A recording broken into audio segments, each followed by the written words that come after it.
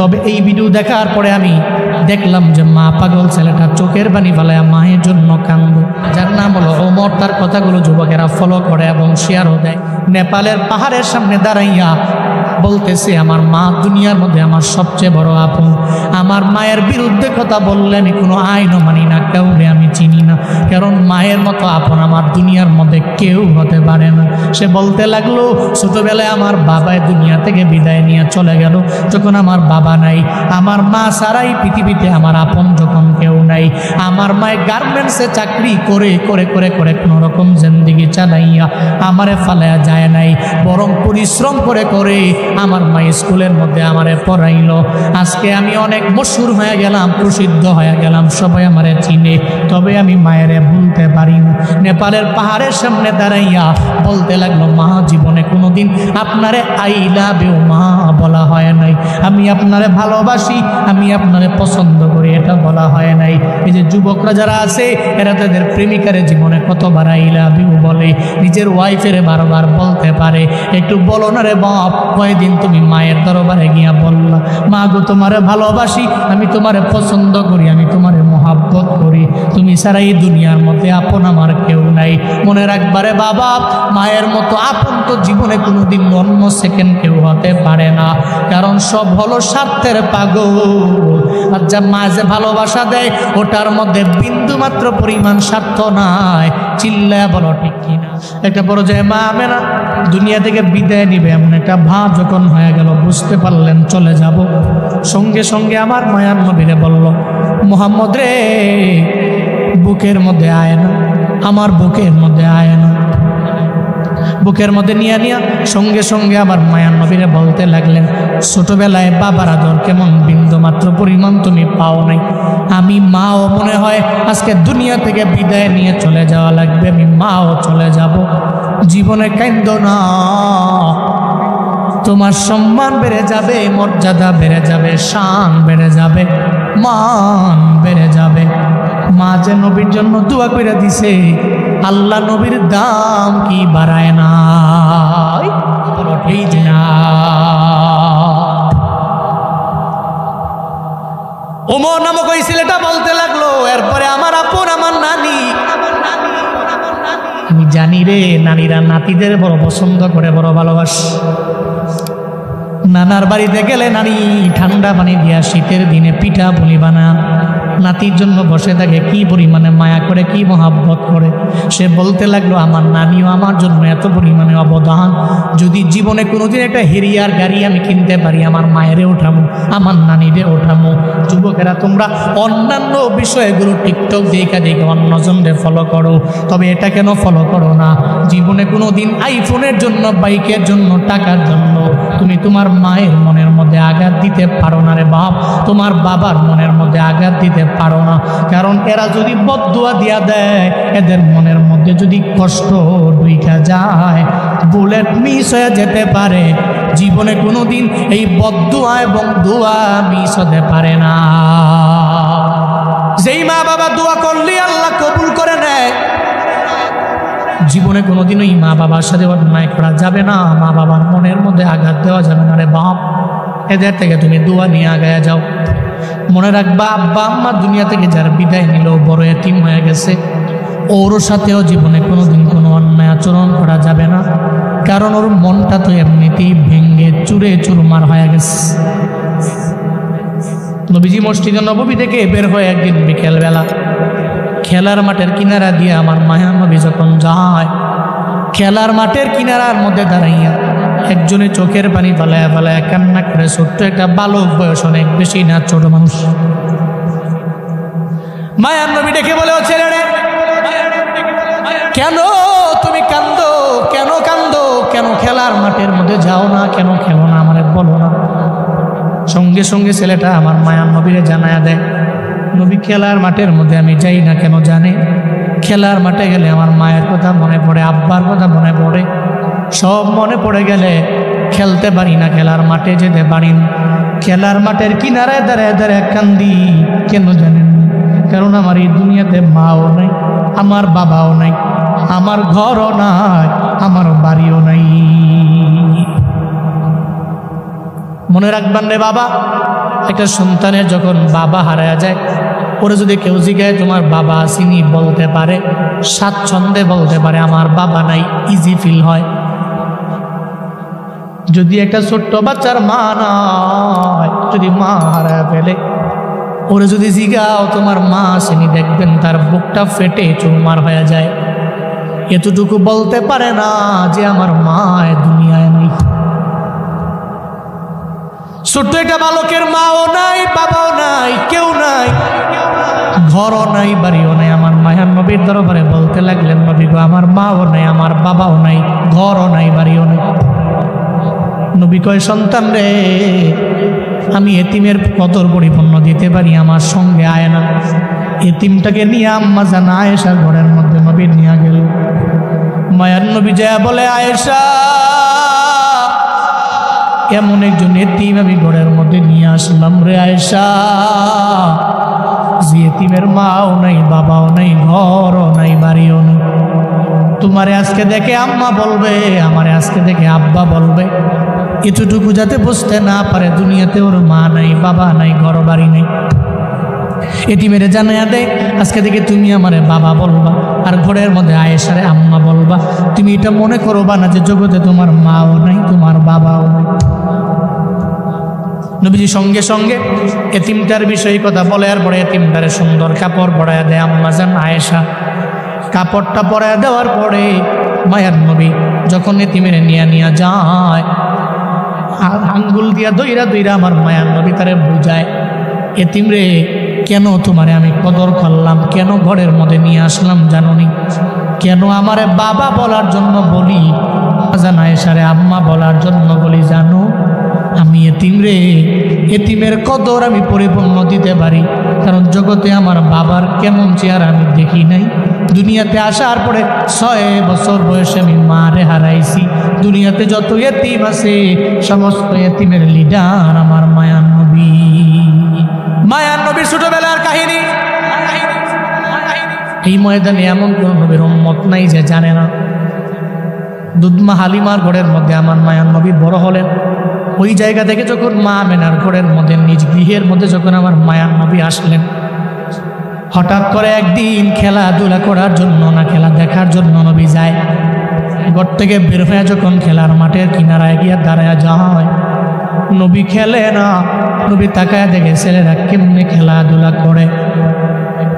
মাঠের কিনারার মধ্যে দাঁড়াইয়া একটা পর্যায়ে সন্ধ্যা হয়ে গেল, নবী বাড়ির মধ্যে যায় না। সব শিশুরা এক এক করে বাড়ির মধ্যে চলে গেল, নবী যায় না। ওদিকে মা আমেনা চিন্তায় পড়ে গেলেন, সন্ধ্যা হয়ে গেল, কেন আমার ছেলে বাড়ির মধ্যে আসে না? মা আমেনা ঘর থেকে দরওয়াজাটা ওপেন করে বের হয়ে তাকায় দেখে শিশুরা খেলার মাঠ থেকে খেলাধুলা করে বাড়ির মধ্যে চলে যায়। ওই শিশুরা রে, মুহাম্মদের দেখছো নি? আমি মারে জানাও। ওই মুহাম্মদের চিনি না, তবে দেখছি খেলার মাঠের কিনারায় দাঁড়াইয়া কে যেন চোখের পানি ফালায়া ফালায়া ফালায়া কান্দে। কে যেন চোখের পানি ফালায়া কান্দে। মা আমেনার তো বুঝতে বাকি নাই, এটা আমার মুহাম্মদ ছাড়া কেউ হতে পারে? মুহাম্মদ। মা আমেনা ঘর থেকে বের হয়ে চলে গেলেন, খেলার মাঠের কিনারার মধ্যে গেলেন। যা বলে, মোহাম্মদ রে ও বাবা, মোহাম্মদ রে ও বাবা, বল তোরে কে মারলো? আমি মায়ের বল না। মায়ের নবী জানায় দে, মা আমার কেউ আমারে মারে নাই, কেউ আঘাত করে নাই, কেউ মারছে জন্য আমি কান্দি না। সন্ধ্যা চলে আসার পরে সব ছেলেরা এদের বাবার আদর পায়া বাড়ির মধ্যে যেতে পারে। প্রতিদিন আমি খেলার মাঠের কিনারার মধ্যে দাঁড়ায় থাকি। আমার বাবায় কেন আসে না? কেন আমার বাবায় গালের মধ্যে আমার চুপ দেয় না? আমার বাবায় আমারে কাঁধে কেন নেয় না? আমার বাবায় আমারে সঙ্গে করে লইয়া কেন বাড়ির মধ্যে নিয়ে যায় না? এই জন্য বাবারে মিস কইরা কইরা চোখের পানি ফালায় কান্না করি। কি অপরাধ আমি বাবার সঙ্গে করলাম? কেন আমার বাবায় আমার দরবারে আসে না? সন্তানকে যেই পরিমাণ মহাব্বত করে একটা বাবা হয়, এই যে ময়দানে যে বাবারা আসলেন ছেলের জন্য নিজের জীবন পর্যন্ত দিয়া দেন। দিনরাত পরিশ্রম করে কারখানায় এত কাজ, এত পরিশ্রম করলেন কার জন্য? কই ছেলের জন্য, মেয়ের জন্য করি। ছেলের জন্য মেয়ের জন্য আপনি কাঠ ফাটা রোদের মধ্যে নিজের রক্তগুলোকে ঘাম বানাইয়া মাথার ঘাম পায়ে ফেলাইয়া যে কাজ করেন ছেলের জন্য মেয়ের জন্য, আপনার ছেলে মেয়ে আপনার থেকে যে আদর পায়, আমার মায়ার নবী সে আদর বাবার দরবার থেকে পান নাই, জীবনে পান নাই, জীবনে পান নাই।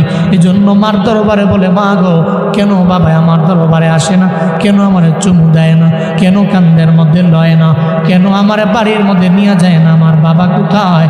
আমার বাবা যদি না আসে আজকে বাড়িতে যাব না, তুমি আমায় নিতে পারো না। মা আমেনা বলে, ও সন্তান আমার, তোমার বাবারে তুমি পাবা না, কারণ গর্ভের মধ্যে থাকা অবস্থায় তোমার বাবায় দুনিয়া থেকে বিদায় নিয়ে চলে গেল। ভাই বাবার কবরের পাশে আমারে নিয়ে যাও। তাহলে কালকে দিনের বেলা তোমারে আমি নিয়ে যাব। দিনের বেলা আব্দুল মুত্তালিব থেকে পারমিশন নিয়ে নিলেন, এরপরে ঘোড়ার মধ্যে তিনজনে উঠলেন, মা আমেনা, এরপরে মায়ার নবী, এরপরে উম্মে আয়মান, তিনজনের সঙ্গে করে লইয়া ঘোড়ার মধ্যে যখন রওনা হয়ে গেল আমার মায়ার নবীর বাবার কবর জিয়ারতের জন্য। যখন বাবার কবরের পাশে যায় মা আমেনা জানায় দেয় মুহাম্মদ রে, ওই যে তাকায়া দেখো না, ওইটা তোমার বাবার কবর, ওখানে গেলে তুমি তোমার বাবার কবরটা খুঁজে পাবা, এরপরে বাবার কবর তুমি দেখতে পারো না। মায়ার নবী গেলেন কবরের পাশে গিয়া দাঁড়ায় কবরের মধ্যে জোরে জোরে থাপ্পড় মারে, আর কয়ে, বাবারে কেন আমার চুমু দিতে মন চায় না, কেন আমার কোলে নিতে মন চায় না, কেন তোমার কাঁধের মধ্যে আমার নেও? নবী যতই কান্দে রে, জীবনেও তো আব্দুল্লাহ বাবায় ফিরে আসবে। কবরের পাশ থেকে আমার মায়া নবী যখন দূরে চলে গেলেন, মা আমেনা চোখের পানি ফালায়া ফালায়া দূরে দাঁড়ায় কান্দে। মা আমেনা কয়, মুহাম্মদ রে দেরি করা যাবে না, চল না বাড়ির মধ্যে চলে যাব। মা আমেনা মায়ার নবীকে লইয়া উম্মে আয়মানকে লইয়া ঘোড়ার মধ্যে ওইটা যখন রওনা হয়ে গেল বাড়ির মধ্যে যাবে, পথিমধ্যে যাওয়ার পরে মা আমেনার পেটের ব্যথা আরম্ভ হয়ে গেল। মা আমেনা বলে, উম্মে আয়মান রে একটু ঘোড়া থেকে নামাও, কেন যেন পেটের ব্যথা মনে হয় বেড়ে গেল। ঘোড়া থেকে নামলে মনে হয় পেটের ব্যথা ভালো হতে পারে রে উম্মে আয়মান। মা আমেনা ঘোড়া থেকে নামলেন, পেটের ব্যথা তো ভালো হয় না, মনে হয় ক্ষণে ক্ষণে ক্ষণে ক্ষণে পেটের ব্যথা বেড়ে যায়। একটা পর্যায়ে মা আমেনা চিন্তায় পড়ে গেলেন, পেটের ব্যথায় কি আমি দুনিয়া থেকে বিদায় নিয়ে চলে যাব? যদি আমি বিদায় নিয়ে চলে যাই আমার মুহাম্মদের কি উপায় হবে আমার জানা নেই। মা আমেনা চোখের পানি ফেলে কান্দি, আর আমার মায়ার নবীর দিকে তাকায়া মনে মনে চিন্তা করে, যদি আমি বিদায় নিই আমার ছেলের কি উপায় হবে? তার বাবাও থাকবে না, তার মাও থাকবে না দুনিয়া। একটা পর্যায়ে মা আমেনা দুনিয়া থেকে বিদায় নিবে এমন একটা ভাব যখন হয়ে গেল, বুঝতে পারলেন চলে যাব। সঙ্গে সঙ্গে আমার মায়ার নবীরে বলল, মুহাম্মদ রে বুকের মধ্যে আয় না, আমার বুকের মধ্যে আয় না। বুকের মধ্যে নিয়ে সঙ্গে সঙ্গে আমার মায়ার নবীরে বলতে লাগলেন, ছোটবেলায় বাবার আদর কেমন বিন্দু মাত্র পরিমাণ তুমি পাও নাই, আমি মাও মনে হয় আজকে দুনিয়া থেকে বিদায় নিয়ে চলে যাওয়া লাগবে, আমি মাও চলে যাব। জীবনে কাঁদো না, তোমার সম্মান বেড়ে যাবে, মর্যাদা বেড়ে যাবে, শান বেড়ে যাবে, মান বেড়ে যাবে। মা যে নবীর জন্য দোয়া করে দিছে, আল্লাহ নবীর দাম কি বাড়ায় নাই? এই জায়গা থেকেও কত আশেক রাসূল আছে, দেখবেন রাতের বেলা গভীর রাতে আমার নবীর কাহিনী শুই না, চোখের পানি ফালায়া ফালায়া কান্না করে করে বালিশ ভিজায়া ফেলে। কেন কান্না করে? আমার মায়া নবীর মায়ায় পড়ে, ইশকে পড়ে আশেকটা কান্না করে। নবী তো জানে নবীর একদল উম্মতেরা এমন আসবে যারা নবীর জন্য চোখের পানি ফালায়া কান্না করবে। শুধু তাই না রে বাবা, নবীর জন্য কান্দি এখানেই তো বান্দা শেষ না। একটা রিক্সাওয়ালারেও যদি জিগাই, ও রিক্সাওয়ালা মনের মধ্যে কোনো আশা আসেনি, জানায়া দাও। ওই আশা তো একটা আছে, জীবনে আল্লাহ যাতে করে আমারে মক্কায় একবার লয়া যায়, যাতে করে আল্লাহ আমারে মদিনায় নিয়ে যায়।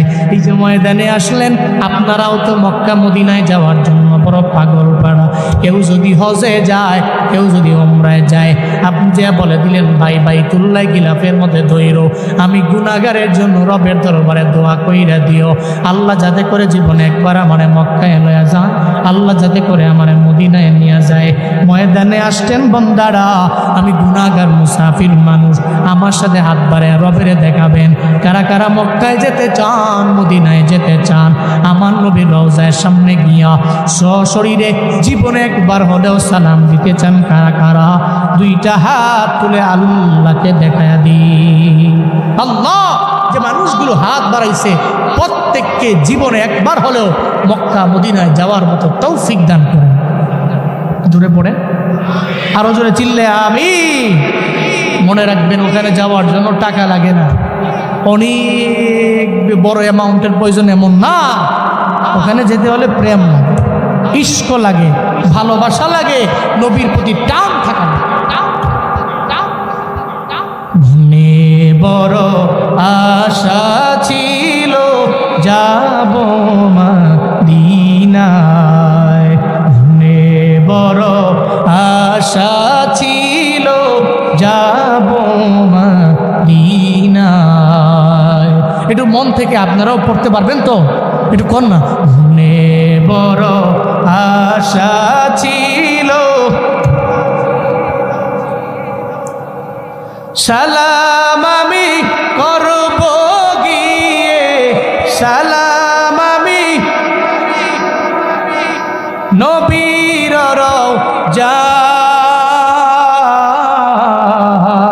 রওজায়, মনে বড় আশা ছিল, মনে বড় আশা ছিল, আরব সাগর পাড়ি দিব,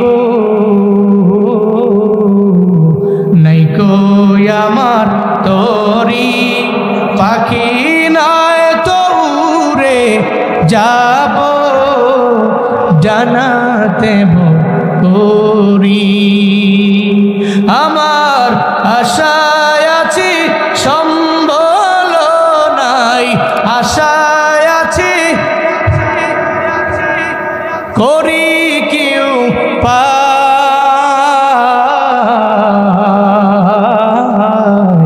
মনে বড় আশা ছিল, মনে বড় আশা ছিল।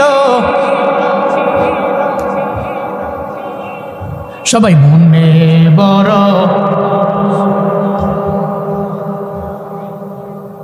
আল্লাহ জীবনে একবার হলেও মক্কা মদিনায় যাওয়ার মতো তৌফিক প্রত্যেকটা নবীর উম্মতকে দান করেন। জোরে পড়েন আমিন, আর একটু আওয়াজ করে পড়েন আল্লাহুম্মা আমিন। নবীজি কাঁদলেন কেন? উম্মতের জন্য। জিবরাইলকে বলছেন আগে আল্লাহর কাছে যাও না, দেখো আল্লাহ কি বলে। উম্মতের চিন্তায় কান্দি, আমি চলে যাওয়ার পরে আমার উম্মতের জিম্মাদারির দায়িত্ব কে নিবে আগে জানবো, শুনবো, পারমিশন দিব কি দিব না এরপরে বলবো। জিবরাইল চলে গেলেন রবের দরবারে, যায় বলে আল্লাহ গো,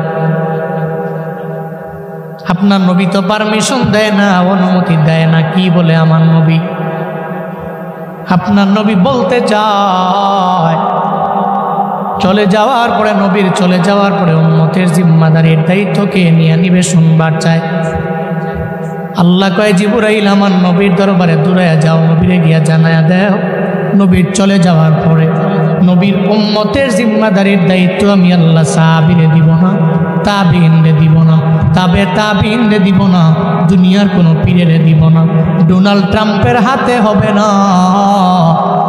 নবীর উম্মতের জিম্মাদারির দায়িত্ব আমি আল্লাহ স্বয়ং নিজেই নিয়ে নিলাম। শুধু তাই না, ও জিবরাইল আমার নবীর দরবারে যা জানায়া দাও, আমার নবীরে গিয়া বলে দাও নবীর উম্মতের আগে কেউ জান্নাতে ঢুকতে পারবে না। চিল্লা পড়া যাবে কি মারহাবা? নবীর উম্মতের আগে কেউ জান্নাতে ঢোকার প্রবেশাধিকার। আল্লাহ জান্নাত যেদিন বানাইছেন জান্নাতের দরওয়াজার মধ্যে একজন দারোয়ান রাখছেন। দারোয়ান যখন দরওয়াজার মধ্যে দাঁড়ানো, আল্লাহ পাক জানায়া দিলেন এই জান্নাতের ভিতরে প্রথমবার ঢুকবে আমার নবী, এরপরে আমার নবীর উম্মতেরা। অন্য কোন নবী আর নবীর উম্মতেরা আমার নবীর উম্মতেরাকে জান্নাতের মধ্যে ঢুকতে পারবে না। হাসরের ময়দানে আমার মায়ার নবী মাকামে মাহমুদের মধ্যে সিজদায় পড়ে পড়ে আমার মায়ার নবী যখন কান্না করবে, আল্লাহ পাক সেদিন বলবে নবী মাথা উঠান, এরপরে উম্মতের যারে মন চায় সুপারিশ করে নিয়ে যান। উম্মতদেরকে ধরে ধরে ধরে ধরে জান্নাতের দরওয়াজার সামনে গিয়ে যখন দাঁড়ায় যাব, দরওয়াজার সামনে দাঁড়ানোর পরে দারোয়ান বলবে কি আপনি, কি আপনার পরিচয় বলেন না। আমি মুহাম্মদ সাল্লাল্লাহু আলাইহি ওয়াসাল্লাম উম্মতদেরকে নিয়ে জান্নাতে ঢোকার জন্য দরওয়াজায় দাঁড়াইলাম। কয় নবী আপনার জন্যই তো জান্নাত যেদিন থেকে আল্লাহ বানাইছেন ওদিন থেকেই দরওয়াজার মধ্যে আমি দাঁড়ায় রইলাম, আপনার জন্য ওয়েটিংয়ে আছি। উম্মতের নিয়ে দরওয়াজার সামনে আইসা দাঁড়ায়া গেলেন। এখন জান্নাতের 8টা দরওয়াজা আপনার জন্য ওপেন করে দিলাম, আপনার জন্য খুলে দিলাম।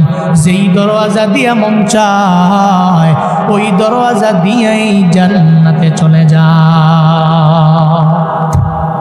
নবী আগে যাবে, নবীর উম্মতেরা মানে আমরা যাব, এরপরে অন্যান্য নবীরা ধারাবাহিকভাবে অন্যান্য নবী এবং নবীর উম্মতেরা জান্নাতে ঢুকবে। নবীরে কি দেন নাই? নবীর কোন দৌলতটা আছে যে আল্লাহ নবীকে দেন নাই? শুধু তাই না, আল্লাহ পাক আমার মায়া নবীর সব জায়গায় আল্লাহ কেমন ভাবে খুশি করে বান্দা মনোযোগের কান লাগায় শুই না যায়। তাইফের ময়দানে আমার মায়ার নবী যে গেলেন দাওয়াত দেওয়ার জন্য, নবীর হাতে একজন ব্যক্তিও কালেমা তো পড়ে না, আবার আমার নবীর উপরে পাথর দিয়ে আঘাত করে। এই ব্যাপারে এমন কোন নবীর উম্মত নাই যে এই ব্যাপারে জানে না। তাইফের ময়দানে আমার মায়ার নবী সারা দিন লাগাইয়া কালেমার দাওয়াত দেয়, কিন্তু নবীর হাতে কেউ কালেমা পড়ে নাই। উল্টা আমার নবীর মারধর করলো, পাথর মারলো, রক্তাক্ত করে ফেললো। এমন একটা হালাতে ফজরের সময় রাত যখন শেষ হয়ে গেল, ফজরের নামাজে আমার মায়ার নবী নিজে দাঁড়ায় গেলেন, তিলাওয়াত করতে লাগলেন। নবী নিজে নিজে তিলাওয়াত করা হালাতে একটা পর্যায়ে আমার মায়ার নবী ওই সময় যখন তার কণ্ঠ মোবারক দিয়া যখন তিলাওয়াত করতে লাগলেন, যেই তিলাওয়াতের মধ্যে এত পরিমাণে মাজা, এত পরিমাণে মায়া, যেই নবীর হাতে একজন মানুষ কালেমা পড়ে মুসলমান হতে পারেন নাই। তায়েফের ময়দানে দিন চলে গেল, রাতও চলে গেল। ফজরের নামাজে নবী উনার কণ্ঠ মোবারক দিয়া তিলাওয়াত করতে দেরি, একদল জিন আমার নবীর পাশে আইসা দাঁড়ায়া যায়। যখন তিলাওয়াত শুনতে পায়, ওই তিলাওয়াতের মধ্যে বড় মজায় পড়ে গেল। জিনেরা কয় এই যে উনি যেই রবের কালাম পড়ে, সেই রবের কথা পড়ে, আমরা সমস্ত জিনেরা ওনার পিছনে দাঁড়াইয়া যেই কালাম পড়ে ওই কালামের রবের প্রতি ঈমান আনলাম। চিল্লায়া পড়া যাবে কি মারহাবা। ফজরের নামাজ পড়া নবীর সালাম ফিরে চোখের পানি ফেলায় কাঁদতেছে আর আল্লাহকে বলে, আল্লাহ আমি তো তায়েফে আসলাম, একজন ব্যক্তিও কালেমা পড়ে মুসলমান হলো না।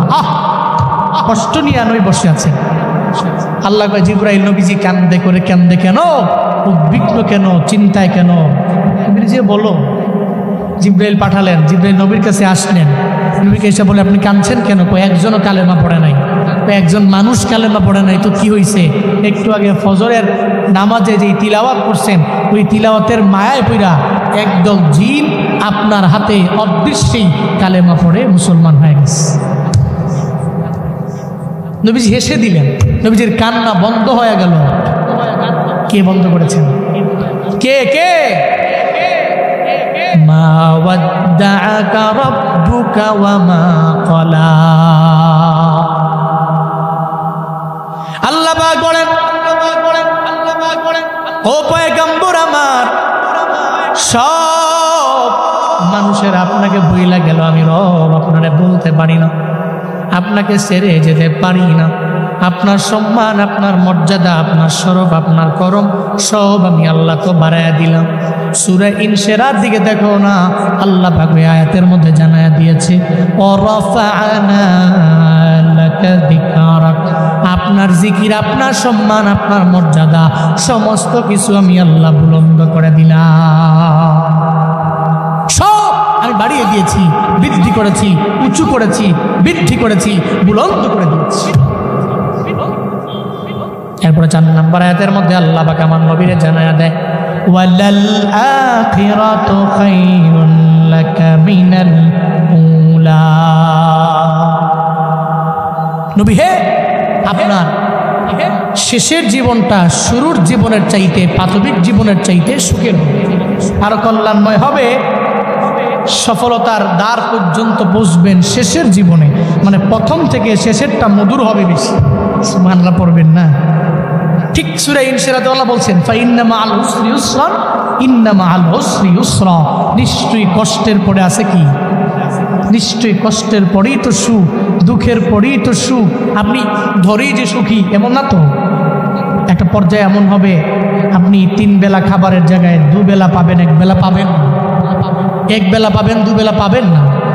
আপনি দুঃখের সাগর পাড়ি দিয়ে দিয়ে দিয়ে চেষ্টা করে শ্রম দিয়ে এমন একটা হালাতে আল্লাহ পাক একদিন আপনাকে নিয়ে যাবে, এই দুঃখের পরে এমন এক সুমহান সুখ আল্লাহ পাক আপনাকে দিবে। এই সুখ পেয়ে আপনি রবের এমন কৃতজ্ঞ হবেন যে আল্লাহ আমি ছিলাম কি, আমাকে বানালেন। সমাজে এমন অনেক নজির প্রমাণ আছে, অনেক আছে। আগে খাইতে পারত না, মানুষের বাড়িতে কাজ করত, লেবার ছিল, দিন মজুর ছিল, কিন্তু 5 বছর 10 বছর 15 বছরের ব্যবধানে আল্লাহ তাকে সম্মানিত করেছেন, মর্যাদার আসনে আসীন করেছেন, আল্লাহ তাকে দামি করেছেন, বহু বড় টাকাওয়ালা বানিয়েছেন। আছে না নাই? আছে না নাই? এরকম আছে। এর মানে বোঝা গেল জীবনটা এমন। কাটাহিরি ক্ষান্ত কেন কমল তলিতে, দুঃখ বিনা সুখ লাভ হয় কি মহিতে। পদ্ম ফুল আনবেন, কাটার দাগ খাবেন না, বিষয়টা এমন না তো। কাটার দাগ খেয়ে পরিশ্রম করে এরপরে যেমন ফুল আনতে হয়, সুখের সাগরে যেতে হলে দুঃখের সাগরে হাবুডুবু খেয়ে সাঁতার করে এরপরে সুখের সাগর পর্যন্ত যাওয়া লাগে, ঠিক কিনা? ধরেই পৃথিবীতে কেউ সুখী না, হ্যাপি না। আল্লাহ পাক নবীকে সেটাই বললেন, ওয়ালাল আখিরাতু খায়রুন লাকা মিনাল উলা, আপনার শেষ শুরুর চাইতে আরো বেশি উত্তম। সফল শেষে আপনি শুরুতে। যেমন মাক্কি লাইফের মধ্যে আমার মায়া নবীর উপরে কি পরিমাণে টর্চার করলো, জুলুম করলো, নির্যাতন করলো আবু জাহালের দলেরা। বাইতুল্লাহর কিনারার মধ্যে আমার নবী মুসলিম সাহাবাদের নিয়ে যখন নামাজের মধ্যে দাঁড়ায় যাইতেন, মায়ান নবীর দেহ মুবারকের মধ্যে উটের নারী বুড়িগুলো পর্যন্ত এরা চাপায়া দিত। মায়ান নবীর এরা দেখতে পারে না। নবী যখন বয়ান করে কানের ভিতরে শাহাদাতি আঙ্গুলটা দিয়া ধইরা রাখে, মোহাম্মদ এক কথা আমরা শুনতে রাজি না। মক্কায় যেই মানুষগুলো নবীরে ব্যথা দেয়, মদিনায় যাওয়ার পরে মদিনার শিশুরা, মদিনার কিশোররা আমার মায়ার নবীরে কিভাবে বুকের মধ্যে নেয়, কি সুন্দর করে আমার মায়ার নবীরে অ্যাকসেপ্ট করে নেয়, গ্রহণ করে নেয়। শুধু তাই না রে বাবা, হুদায়বিয়া সন্ধির মাধ্যমে যেই মক্কার মানুষেরা এত পরিমাণে আমার মায়ার নবীরে কষ্ট দিল, বিতাড়িত করলো, ওই মক্কাটাও তো বিজয় হলো আমার মায়ার নবীর হাতের মধ্যে আল্লাহ পাক দিয়া দিলেন। মক্কা বিজয় হয়ে গেল, নবীরে আল্লাহ পাক দিয়া দিলেন। আল্লাহ কয় চিন্তা করার দরকার নাই, আপনার শুরুর জীবন থেকে শেষের জীবনটাতে আমি আল্লাহ সুমহান সুখ দিয়া ভরপুর করে দিব। চিল্লায়া পড়বেন কি মারহাবা। আল্লাহ পাক বলেন, ওয়ালা সাউফা ইউতিকা রাব্বুকা ফাতারদা আলাম ইয়াজিদকা ইয়াতীমান ফাআওয়া। আল্লাহ পাক বলেন, ও পয়গম্বর আমার, অচিরে আপনার রব আপনারে এমন কিছু দিবেন যা পেয়ে আপনি রাজি হয়ে যাবেন, যা পেয়ে খুশি হয়ে যাবেন, যা পেয়ে আপনি সন্তুষ্ট হয়ে যাবেন। সূরাত আদ-দুহার শপথ করার পরে 3টা আয়াতের মধ্যে আল্লাহ পাক আমার নবীর এনশিওর করলেন। আপনাকে আমি আল্লাহ অচিরে এমন কিছু দিব, এমন কিছু আমি আল্লাহ আপনাকে দিব, আপনি পেয়ে যাবেন। এই তিনটা কথা বলে আল্লাহ নবীরে জানিয়ে দিলেন। আবু জাহালের কথা কানের মধ্যে নেওয়ার দরকার নাই, উতবার কথা কানে নেওয়ার প্রয়োজন নাই, সাহেবার কথা কানে নেওয়ার প্রয়োজন নাই, ওয়ালিদ ইবনে মুগীরার কথা কানে নেওয়ার প্রয়োজন নাই। আমি আল্লাহ আপনাকে জানিয়ে দিলাম তিনটা আয়াতের মাধ্যমে এমন কিছু আমি আল্লাহ অচিরে আপনাকে দিব, যেটা পেয়ে আপনি খুশি হয়ে যাবেন। চিল্লায় পড়া যাবে কে সুবহানাল্লাহ। তিনটা আয়াতে কসম খাওয়ার 2 আয়াতের পরে এরপরে 3 আয়াতে এটাই এনশিওর করেছেন যে আপনাকে এমন কিছু দিব, খুশি হবেন আপনি। 1 নম্বরে তো ভুলবো না, মা ওয়াদ্দাকা রাব্বুক, আপনার আপনাকে ছেড়ে যাবে না, ভুলে যাবে না, কোথাও যাবে না। 2 নম্বরে শুরুর জীবনটা কষ্টের, শেষের জীবনটা এর চাইতে সুখে। 3 নম্বর আয়াতে অচিরে এমন কিছু দিব যা পেয়ে আপনি রাজি হয়ে যাবেন। 5টা আয়াত দেন। এরপরে 3 আয়াতে আল্লাহ পাক রব্বুল আলামিন নবীকে স্মরণ করিয়েছেন অতীত জীবনের কথা। অতীত জীবনের কথা কেমন স্মরণ করিয়েছেন? আপনার প্রেজেন্ট লাইফে আপনি কেমন ছিলেন দেখেন তো। আলাম ইয়াজিদকা ইয়াতীমান ফাআওয়া, আল্লাহ পাক বলেন আলাম, হামজা ইস্তেফাম দ্বারা প্রশ্ন করছেন, আলাম ইয়াজিদকা, আমি কি আপনাকে পাইনি ইয়াতীমান, এতিম অবস্থায়? আমি আল্লাহ কি আপনাকে এতিম অবস্থায় পাই না? এরপরে আমি আল্লাহ কি আপনাকে আশ্রয় দেই নাই? নবীজি এতিম ছিলেন, এতিম অবস্থা থেকে আল্লাহ নবীকে আশ্রয় কি দেন নাই? দেন নাই, আশ্রয় দিয়েছেন।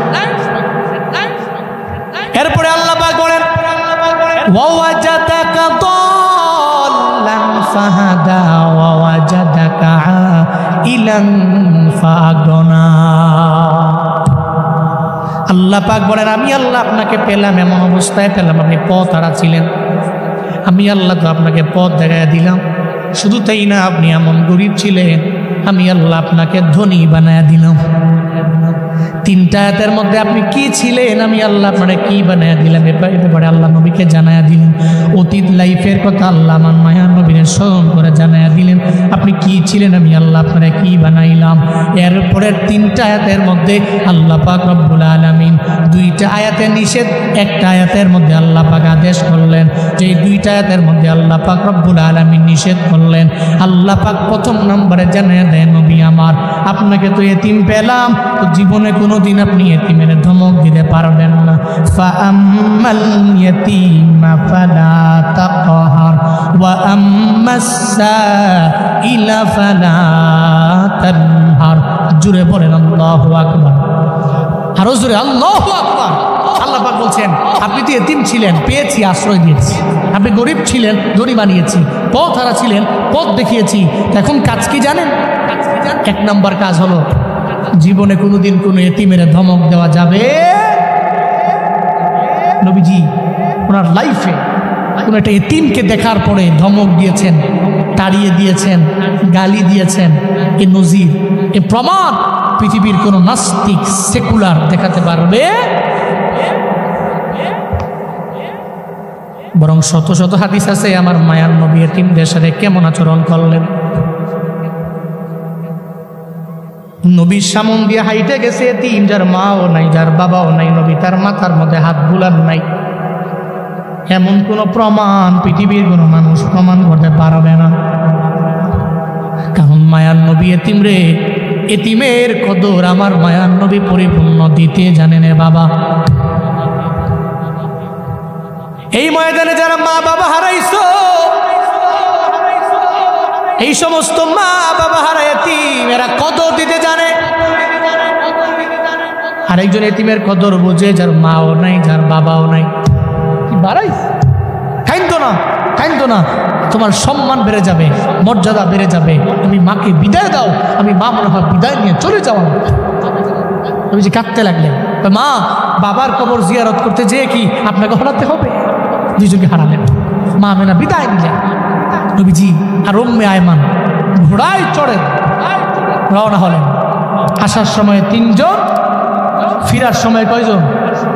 2 জন।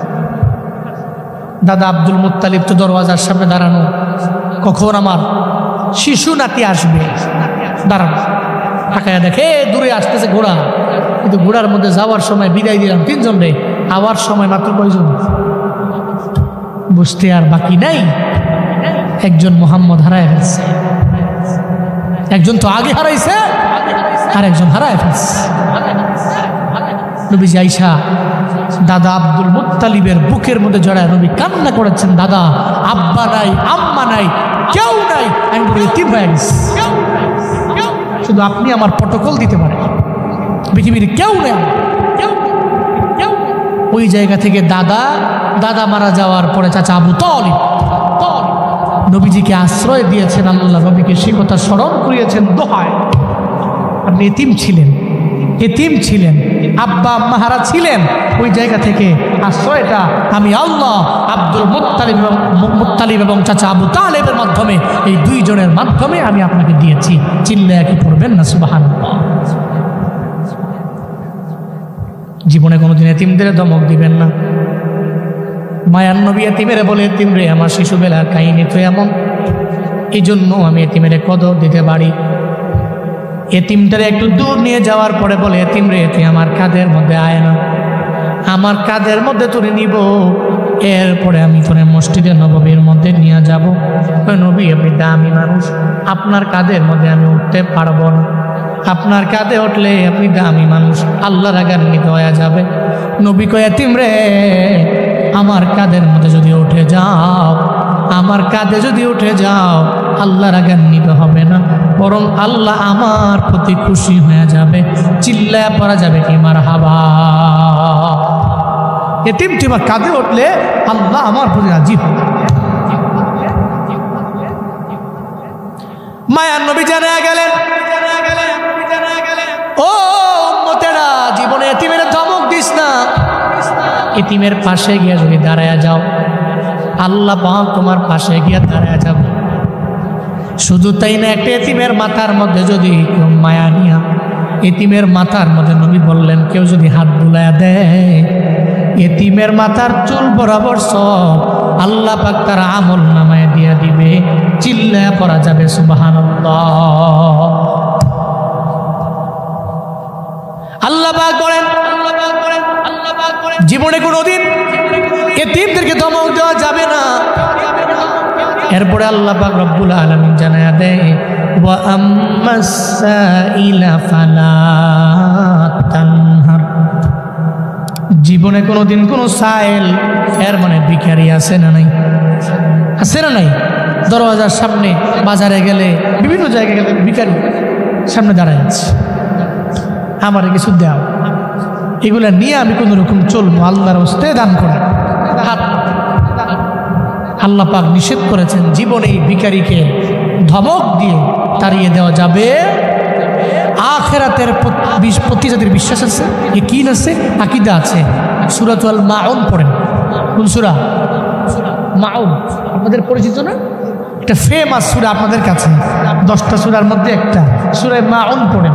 এই সূরা মাউনে আল্লাহ পাক বলেছেন, একমাত্র এতিমদেরকে গলা ধাক্কা দিয়া তাড়ায়া দেয় তারা আখিরাতের দিনের প্রতি মিথ্যা প্রতিপন্ন করে, যারা একমাত্র তারাই আখিরাতের দিনের প্রতি ঈমানও আনে না, আর এরাই এতিমদেরকে ঘাট ধরে ধাক্কা দিয়ে দাঁড়ায়।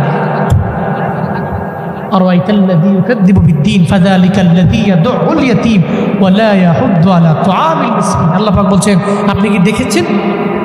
আরাইতা আল্লাযী ইউকাযযিবু বিদ্দীন, যে ব্যক্তিটা দিনকে, দ্যাট মিনস আখিরাতের দিনকে মিথ্যা মনে করে, দেখছেন এদেরকে?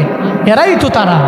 ফাযালিকাল্লাযী ইয়াদউল ইয়াতীম, এরা তো তারাই যারা এতিমদেরকে তো খাওয়ায় নাই, ঘাড় ধরে ধাক্কা দিয়ে এতিমকে বিতাড়িত করে।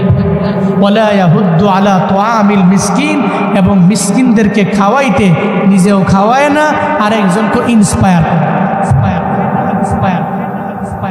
এই জন্য আখিরাতের দিনের প্রতি ঈমান যাদের আছে, তারা জীবনে কোনোদিন এতিমদেরকে ধমক দিতে পারে, সাইল ভিখারিকে ফিরিয়ে দিতে পারে না, নিঃস্ব অসহায় মানুষের পাশে গিয়ে দাঁড়ায়। এট লাস্ট আয়াতে আল্লাহ পাক রব্বুল আলামিন বলেন, ওয়া আম্মা বিনি'মাতি রাব্বিকা ফাহাদ্দিস। আপনার রব এই জীবনে আপনাকে যা দিয়েছেন এই সমস্ত কথাগুলো আপনি মানুষের কাছে নিয়ামতের কথাগুলো বর্ণনা করেন, মানুষের কাছে বলেন। আল্লাহ নবীকে বলার মানে কি? নবীকে বলা মানে উম্মতে মুহাম্মদীকে বলা। নবীকে বলা মানে কি? উম্মতে মুহাম্মদীকে। আমাদের মধ্যে তো এমন আছে, দেখবেন মাঝে মাঝে জিজ্ঞেস করলে গ্রামে আছে এমন অনেক মুরব্বী, কি মুরব্বী কেমন আছেন, জীবনে কোনোদিন বলে না যে আলহামদুলিল্লাহ ভালো আছে। কেমন আছেন? কি এর ভালো, কোনোরকম আছে আর কি, চলিয়ে এটা বলেছেন। মুসলমান আল্লাহ যা নিয়ামত দিয়েছেন এই নিয়ামতের কথা মানুষকে বলেন, খালি দুঃখের কথাগুলো শেয়ার করুন। আল্লাহ যে সুখ দিয়েছেন, অনেক টাকা পয়সা মালিক বানিয়েছেন, এগুলো শেয়ার করি না। নিয়ামতের কথা মানুষকে বলবো, বর্ণনা করবো। আল্লাহ পাক নবীকে আদেশ দিয়েছেন, এর মানে নবীর মাধ্যমে নবীর সমস্ত উম্মতকে আল্লাহ আদেশ দিয়েছেন। আল্লাহ আমাদের সবাইকে নিয়ামতের শুকর আদায় করে মরার তৌফিক দান করে। জোরে পড়ে না আমিন।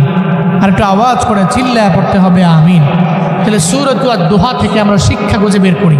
1 নম্বর শিক্ষা হলো আলোর পরে অন্ধকার, অন্ধকারের পরে কি? আলো। এর মানে 24 ঘন্টা আলো ভালো লাগবে না, অন্ধকারও ভালো লাগবে না। শিক্ষা হলো আলোর পরে অন্ধকার, এর মানে অন্ধকারই ছাড়া চিরজীবন থাকবে এমনটা নয়। এই অন্ধকারের পরে আলো আনতে পারে কে? সবাই বলতে হবে কে? তাহলে জীবনে চলার পথে দুঃখ, কষ্ট, বিপদ, মুসিবত এগুলো ভরপুর হয়ে যাবে, অসুবিধা নেই তো, অসুবিধা নাই। এই দুঃখের পরে, এই কষ্টের পরে সুমহান সুখ আমার জন্য আপনার জন্য কে রেখেছেন? আল্লাহ রেখেছেন। এই চিন্তা 1 নম্বর, এই শিক্ষা বাড়িতে নিয়ে মৃত্যু পর্যন্ত চলবেন। জীবনে বিপদে পড়লে, মুসিবতে পড়লে মনে করবেন আল্লাহ আমারে ফেলাইছেন, তো বিপদ থেকে উত্তরণের পথ তো আল্লাহ বের করতে পারে। আমি আল্লাহর উপর তাওয়াক্কুল কইরা, ভরসা কইরা মুতাওয়াক্কিলিন বান্দাদের অন্তর্ভুক্ত হয়ে চললে হবে। কারণ মা ওয়াদ্দাআকা রাব্বুকা ওয়া মা ক্বালা, আল্লাহ যেরকম নবীকে বলছেন ছেড়ে যায় না, তো নবীর উম্মতেরও আল্লাহ ছেড়ে যায় না। বান্দা বিপদে পড়লে ডাকলে ওয়া কানা হাক্কান আলাইনা নাসরুল মুমিনিন, আল্লাহ পাক বলছেন মুমিনদেরকে সাহায্য করা আমি আল্লাহর উপরে ওয়াজিব হয়ে যায়, ওয়াজিব হয়ে যায়। আল্লাহ নিজের প্রতি নিজেরটাই ওয়াজিব। এই জন্য 1 নাম্বার শিক্ষা হলো জীবনে অন্ধকারের জীবন হলে আলো আসবে, তবে শর্ত হলো কার উপর ভরসা করব, কার উপরে আল্লাহর উপর তাওয়াক্কুল করে চলবো। এটা 1 নাম্বার সূরাত আদ-দুহা থেকে শিক্ষা আমরা পেলাম। 2 নাম্বার সূরাত আদ-দুহা থেকে শিক্ষা হলো জীবনে কোনোদিন এতিমকে ধমক দেওয়া যাবে না। 3 নাম্বার শিক্ষা পেলাম, যারা সায়েল ভিখারি দরওয়াজার সামনে আসে আমি দিয়ে দিব, ভিক্ষুক দিয়ে দিব, না পারলে আল্লাহকে ওয়াস্তে মাফ করে, নর্মাল ভাবে, লাউডলি না, আস্তে আল্লাহকে ওয়াস্তে মাফ করে। এটা বই না বিদায় করবে, ধমক দিয়া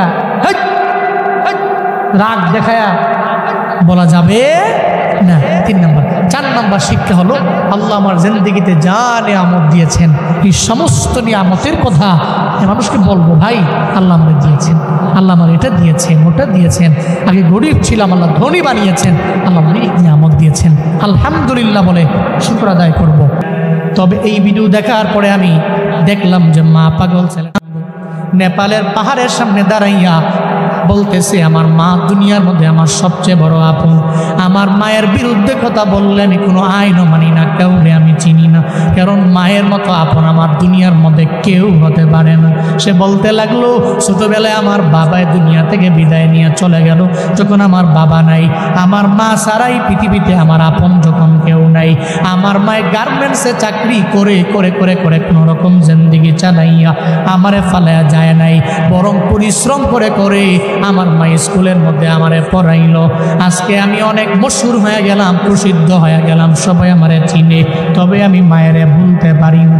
নেপালের পাহাড়ের সামনে দাঁড়াইয়া বলতে লাগলো, মা জীবনে কোনোদিন আপনারে আই লাভ ইউ মা বলা হয় নাই, আমি আপনারে ভালোবাসি, আমি আপনারে পছন্দ করি এটা বলা হয় নাই। এই যে যুবকরা যারা আছে এরা তাদের প্রেমিকারে জীবনে কতবার আই লাভ ইউ বলে, নিজের ওয়াইফের বারবার বলতে পারে। একটু বলো না রে বাপ, কয়দিন তুমি মায়ের দরবারে গিয়া বললা, মা গো তোমারে ভালোবাসি, আমি তোমারে পছন্দ করি, আমি তোমারে মহাব্বত করি, তুমি ছাড়া এই দুনিয়ার মধ্যে আপন আমার কেউ নাই। মনে রাখবারে বাবা, মায়ের মতো আপন তো জীবনে কোনোদিন অন্য সেকেন্ড কেউ হতে পারে না, কারণ সব হলো স্বার্থের পাগল। আর যা মা যে ভালোবাসা দেয় ওটার মধ্যে বিন্দু মাত্র পরিমাণ।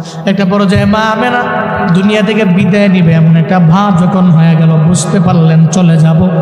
সঙ্গে সঙ্গে আমার মায়ার নবীরে বলল, মুহাম্মদ রে বুকের মধ্যে আয় না, আমার বুকের মধ্যে আয় না। বুকের মধ্যে নিয়ে সঙ্গে সঙ্গে আমার মায়ার নবীরে বলতে লাগলেন, ছোটবেলায় বাবার আদর কেমন বিন্দু মাত্র পরিমাণ তুমি পাও নাই, আমি মাও মনে হয় আজকে দুনিয়া থেকে বিদায় নিয়ে চলে যাওয়া লাগবে, আমি মাও চলে যাব। জীবনে কাইন্দ না, তোমার সম্মান বেড়ে যাবে, মর্যাদা বেড়ে যাবে, শান বেড়ে যাবে, মান বেড়ে যাবে। মা যে নবীর জন্য দোয়া করে দিছে, আল্লাহ নবীর দাম কিনা। ওমর নামক ওই ছেলেটা বলতে লাগলো, এরপরে আমার আপন আমার নানি, আমি জানি রে নানিরা নাতিদের বড় পছন্দ করে, বড় ভালোবাসে। নানার বাড়িতে গেলে নানি ঠান্ডা পানি দিয়া শীতের দিনে পিঠা পুলি বানা নাতির জন্য বসে থাকে, কি পরিমাণে মায়া করে, কি মহাব্বত করে। সে বলতে লাগলো, আমার নানিও আমার জন্য এত পরিমাণে অবদান, যদি জীবনে কোনোদিন একটা হেরিয়ার গাড়ি আমি কিনতে পারি, আমার মায়েরে ওঠামো, আমার নানিরে ওঠামো। যুবকেরা তোমরা অন্যান্য বিষয়গুলো টিকটক দেখা অন্যজনরে ফলো করো, তবে এটা কেন ফলো করো না? জীবনে কোনোদিন আইফোনের জন্য, বাইকের জন্য, টাকার জন্য তুমি তোমার মায়ের মনের মধ্যে আঘাত দিতে পারো না রে বাপ, তোমার বাবার মনের মধ্যে আঘাত দিতে পারো না। কারণ এরা যদি বদদুয়া দিয়া দেয়, এদের মনের মধ্যে যদি কষ্ট ঢুইকা যায়, বুলেট মিস হয়ে যেতে পারে। জীবনে কোনোদিন এই বদদুয়া এবং দোয়া মিস হতে পারে না। যেই মা বাবা দোয়া করলে আল্লাহ কবুল করে নেয়, জীবনে কোনোদিন ওই মা বাবার সাথে অন্যায় করা যাবে না, মা বাবার মনের মধ্যে আঘাত দেওয়া যাবে না রে বাপ। এদের থেকে তুমি দোয়া নিয়ে আগায় যাও। মনে রাখবা, আব্বা আম্মা দুনিয়া থেকে যার বিদায় নিল, বড় এতিম হয়ে গেছে, ওর সাথেও জীবনে কোনোদিন কোনো অন্যায় আচরণ করা যাবে না, কারণ ওর মনটা তো এমনিতেই ভেঙ্গে চুরে চুরমার হয়ে গেছে। নবীজি মসজিদে নববী থেকে বের হয়ে একদিন বিকেলবেলা খেলার মাঠের কিনারা দিয়ে আমার মায়া নবী যখন যায়, খেলার মাঠের কিনারার মধ্যে দাঁড়াইয়া একজনে চোখের পানি ফালায়া ফালায়া কান্না করে। ছোট্ট একটা বালক, বয়স অনেক বেশি না, ছোট মানুষ। মায়ার নবী ডেকে বলে, ও ছেলে রে, কেন তুমি কান্দো, কেন কান্দো, কেন খেলার মাঠের মধ্যে যাও না, কেন খেলো না, আমারে বলো না। সঙ্গে সঙ্গে ছেলেটা আমার মায়ার নবীরে জানায়া দেয়, নবী খেলার মাঠের মধ্যে আমি যাই না কেন জানে? খেলার মাঠে গেলে আমার মায়ের কথা মনে পড়ে, আব্বার কথা মনে পড়ে, সব মনে পড়ে গেলে খেলতে পারি না, খেলার মাঠে যেতে পারি না। খেলার মাঠের কিনারায় দাঁড়ায় দাঁড়ায় কান্দি, কেন জানেন? কারণ আমার এই দুনিয়াতে মাও নাই, আমার বাবাও নাই, আমার ঘরও নাই, আমার বাড়িও নাই। মনে রাখবেন রে বাবা, একটা সন্তানের যখন বাবা হারায় যায়, ওরা যদি কেউ জিজ্ঞাসা তোমার বাবা আসেনি, বলতে পারে, স্বাচ্ছন্দ্যে বলতে পারে আমার বাবা নাই, ইজি ফিল হয়। যদি একটা ছোট্ট বাচ্চার মা নাই, যদি মা হারায় ফেলে, ওরা যদি জিজ্ঞাও তোমার মা আসেনি, দেখবেন তার বুকটা ফেটে চুরমার হয়ে যায়। এতটুকু বলতে পারে না যে আমার মা দুনিয়ায় নেই। ছোট্ট একটা বালকের মাও নাই, বাবাও নাই, কেউ নাই, ঘরও নাই, বাড়িও নাই। আমার মায়ার নবীর দরবারে বলতে লাগলেন, নবী গো, আমার মাও নাই, আমার বাবাও নাই, ঘরও নাই, বাড়িও নাই। নবী কয়, সন্তান রে, আমি এতিমের কদর পরিপূর্ণ দিতে পারি, আমার সঙ্গে আয় না। এতিমটাকে নিয়ে আম্মা জান আয়েশা ঘরের মধ্যে নবী নিয়ে গেল। মায়ার নবী যায় বলে, আয়েশা এমন একজন এতিম আমি ঘরের মধ্যে নিয়ে আসলাম রে আয়েশা, যে এতিমের মাও নাই, বাবাও নাই, ঘরও নাই, বাড়িও নাই। তোমারে আজকে দেখে আম্মা বলবে, আমারে আজকে দেখে আব্বা বলবে, এতটুকু যাতে বুঝতে না পারে দুনিয়াতে ওর মা নাই, বাবা নাই, ঘর বাড়ি নাই। এতিমেরে জানায়া দেয় আজকে থেকে তুমি আমারে বাবা বলবা, আর ঘরের মধ্যে আয়েশারে আম্মা বলবা। তুমি এটা মনে করবা না যে জগতে তোমার মাও নাই, তোমার বাবাও নাই। নবীজি সঙ্গে সঙ্গে এতিমটার বিষয়ে কথা বলে, আর পরে এতিমটারে সুন্দর কাপড় পরায়া দেয় আম্মা জান আয়েশা।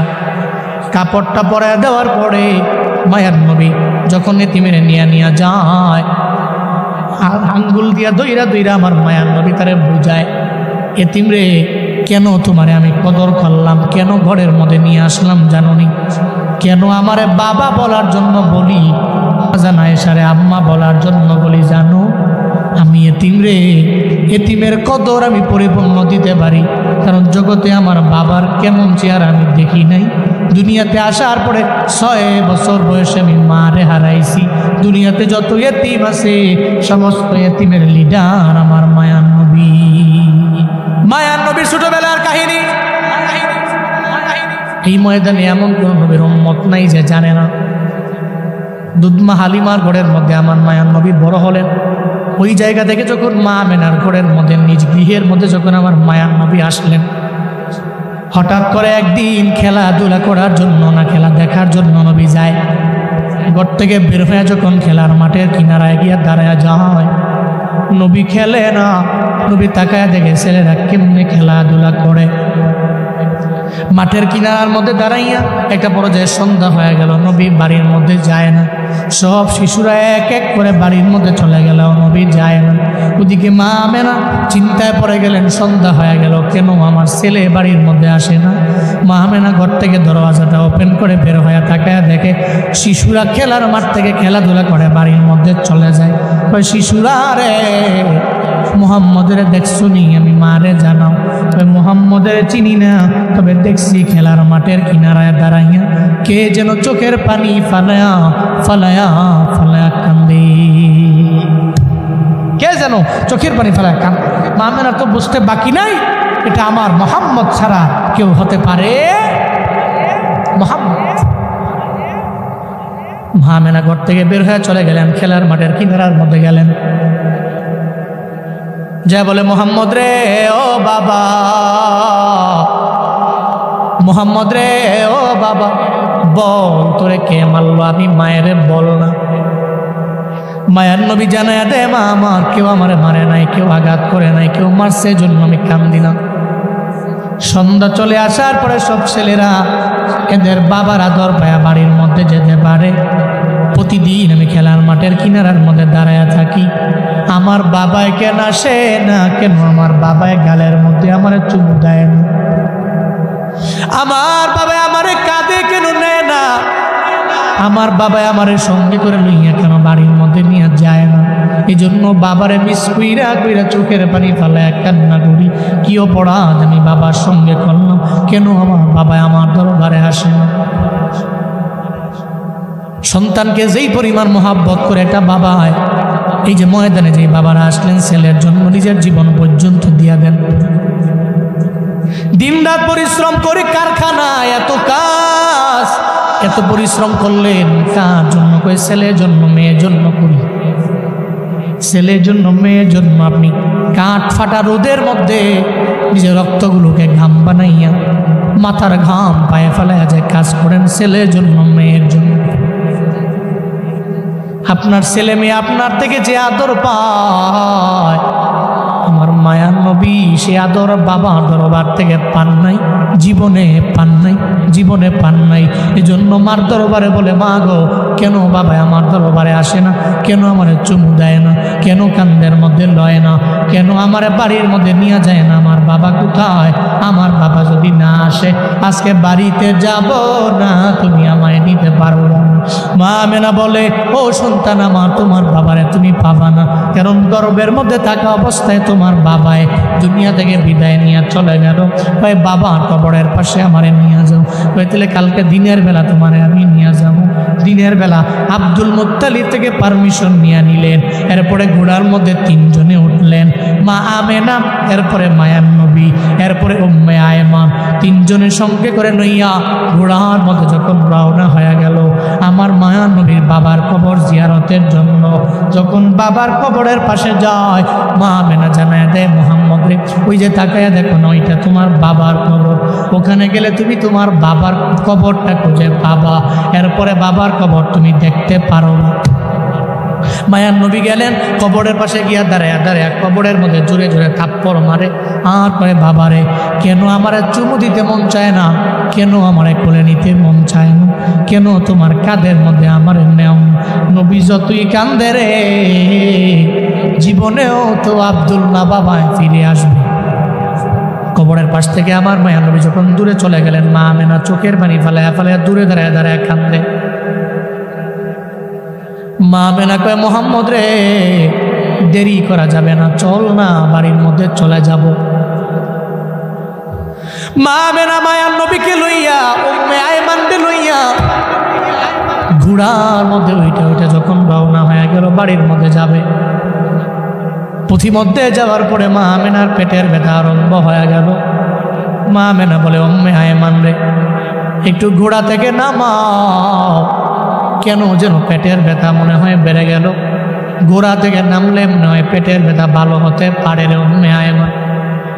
মা আমেনা ঘোড়া থেকে নামলেন, পেটের ব্যথা তো ভালো হয় না, মনে হয় ক্ষণে ক্ষণে ক্ষণে ক্ষণে পেটের ব্যথা বেড়ে যায়। একটা পর্যায়ে মা আমেনা চিন্তায় পড়ে গেলেন, পেটের ব্যথায় কি আমি দুনিয়া থেকে বিদায় নিয়ে চলে যাব? যদি আমি বিদায় নিয়ে চলে যাই আমার মুহাম্মদের কি উপায় হবে আমার জানা নেই। মা আমেনা চোখের পানি ফেলে কান্দি আর আমার মায়ার নবীর দিকে তাকায়া তাকায়া মনে মনে চিন্তা করে যদি আমি বিদায় নিই আমার ছেলের কি উপায় হবে, তার বাবা